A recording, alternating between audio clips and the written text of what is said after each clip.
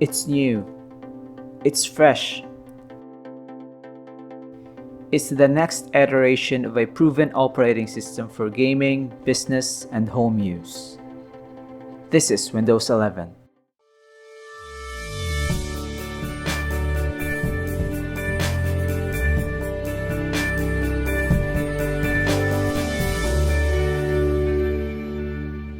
Why does Windows 11 matter to you?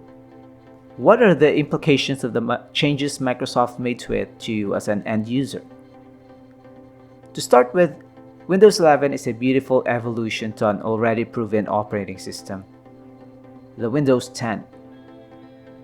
It shows a full maturity from the cranky start of the Windows 8 and 8.1 to a more stable Windows 10.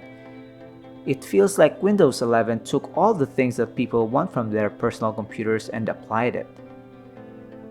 Right at the start of the keynote, we are greeted with how we should perceive Windows 11. We are told about the sense of calmness, belongingness, and security. All of these details coming together, the transitions, the user interface, how it all flows together is meant to bring you an incredible sense of calm. Much like what you'd feel going home. To this, I must agree. Yes, there were a lot of major changes to the user interface, but it didn't feel out of character to the Windows that we already know. It's more of like a remodeling than a major renovation. The taskbar is now centered by default, although you can still reconfigure it to be on the left side. Windows updates are 40% smaller. That's nice. Windows updates.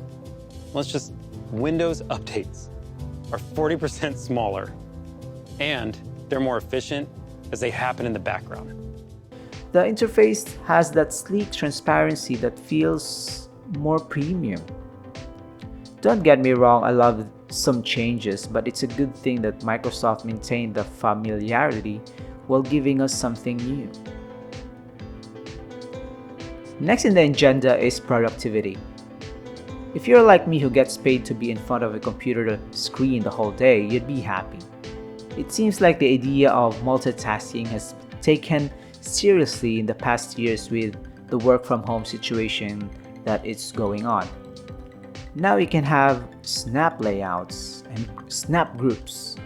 These are not things you do in Snapchat, but something you do to manage your open windows on your desktop.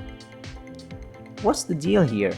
Well, you can now have your apps grouped more intuitively, and when you let your PC sleep for a while, you'd still have them in the same positions and states. Based on my experience, this will be useful because just by unplugging and plugging back my laptop charger will mess up my snap windows. It's annoying, and it's a good thing Windows 11 is trying to address this issue. Another case is docking.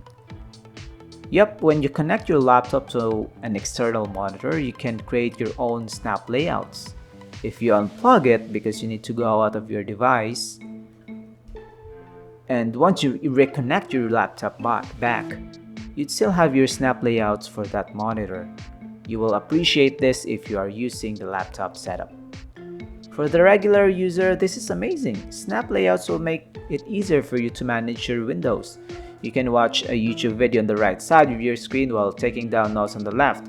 It's just that simple. Windows 11 just took the productivity feature up one level. Thank you, Microsoft, but where's Cortana now though? I certainly didn't hear about the voice AI in this event. Next is communication. Connecting to your loved ones in the past year has been mostly online and digital. Microsoft knows about this, that's why they integrated their own messaging and collaboration tool into the OS, Microsoft Teams. It's like Zoom and Skype, but mostly used by companies with multiple teams to manage. It's not mainstream, so it's so puzzling to have this integrated rather than Skype, because they also own that one. For the regular user, this is a good alternative, granted that you are using or plan to use this service in the future. More features were also talked about, such as the Windows widgets with curated content just for you. It includes traffic, news, weather information, and other calendar notifications. There's also your tablet mode features that makes using your two-in-one devices more intuitive. You have a redesigned interface designed for touch, pen, and rotation tricks that rescales your snap layouts when you rotate your tablet. If you have a two-in-one device, this one's for you. Next is gaming. Let's face it, Windows is a big platform when it comes to gaming. The gaming PC is lost without the robust hardware support of Windows. Windows 11 plans on continuing that dominance by catering to the needs of gamers worldwide. Graphics performance is improved through direct storage. This makes the loading of games faster by using the graphics card memory. Games will also look better on screen with auto HDR, and gamers will be able to access the Xbox libraries directly through Windows 11. And of course, you can now use Android applications on your PC by downloading them through the Amazon App Store. I don't know how this will work since some mobile applications are not designed for desktop use. That's it. Create, connect, and play. The three main focuses of the new Windows 11 operating system.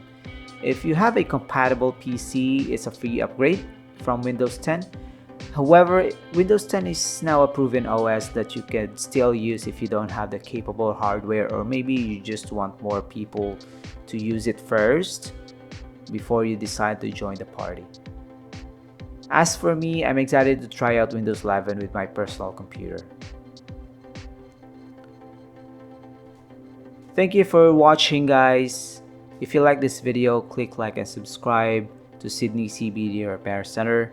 If you don't know by now, Sydney CBD Repair Center is a shop in Sydney CBD that repairs mobile phones, tablets, and smartwatches. So if you have an iPhone, an ROG phone, just message us on Facebook or visit us when the lockdown is finally gone. Thanks for joining. Till next time, cheers.